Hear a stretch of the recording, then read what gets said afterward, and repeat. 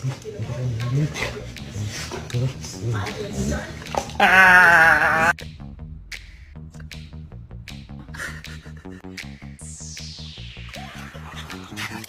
the f did y'all get on the roof? Are y'all serious?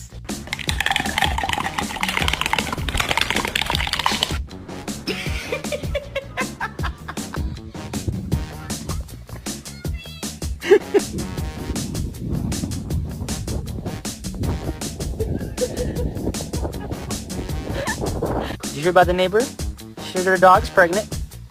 She's gonna have 9 puppies. You know anything about that, buddy?